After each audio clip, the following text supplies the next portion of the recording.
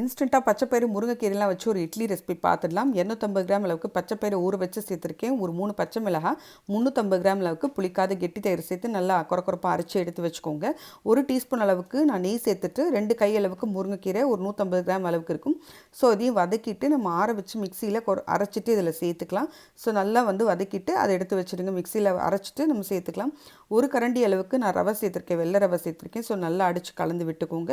அதுக்கப்புறம் இஞ்சி துருவல் சேர்த்துருக்கேன். அதுக்கப்புறம் முருங்கை இருக்கு இல்லையா, அதையும் சேர்த்துக்கோங்க. உப்பு ஏற்கனவே சேர்த்துட்டு ஸோ இதெல்லாம் சேர்த்துட்டு நல்லா அடித்து கலந்து எடுத்து வச்சுருங்க. 1 ஹவர் போல் ரெஸ்ட் கொடுத்துட்டு ஊற்றுறப்ப சூப்பராக இருக்கும். இப்போ சட்னிக்கு அளவுகள் பார்த்துடலாம். 2 டீஸ்பூன் அளவுக்கு எண்ணெய், 1 டீஸ்பூன் உடச்ச உளுந்து, 3 வரமிளகாய், 2-3 சின்ன வெங்காயம், 2 பல்லு பூண்டு சேர்த்துருக்கேங்க. அதுக்கப்புறம் கொஞ்சோண்டு புளி சேர்த்துருக்கேன். வேர்க்கடலை வறுத்த வேர்க்கடலையாக ஒரு 75 கிராம் போல் சேர்த்துருக்கேன். 2-3 பத்தை தேங்காய் சேர்த்து அரைச்சிடலாம். யூஸ்வலாக தாளிப்பு கடுகு உளுந்து பருப்பு போட்டு தாளித்து எடுத்து வச்சிடலாம்.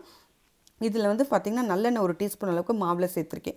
ஒரு 2 டீஸ்பூன் அளவுக்கு எண்ணெய் சேர்த்துக்கோங்க. கடுகு 1.5 டீஸ்பூன், உடச்ச உளுந்து 2 டீஸ்பூனு, 1 டீஸ்பூன் அளவுக்கு வறுத்த வேர்க்கடலை, 2-3 வரமிளகாய் சேர்த்துருக்கேன். கொஞ்சோண்டு பெருங்காயம் சேர்த்து மாவில் சேர்த்துடலாம். இப்போ இட்லியாக ஊற்றி ஒரு 15 நிமிஷம் போல் வேக விட்டு எடுத்திங்கன்னா கம்மன் இட்லி ரெடி ஆகிடுச்சு. வேர்க்கடலை சட்னியோட இட்லி சூப்பராக இருக்கும். கண்டிப்பாக ட்ரை பண்ணுங்கள். லைக் பண்ணுங்கள், ஷேர் பண்ணுங்கள், சப்ஸ்கிரைப் பண்ணுங்கள்.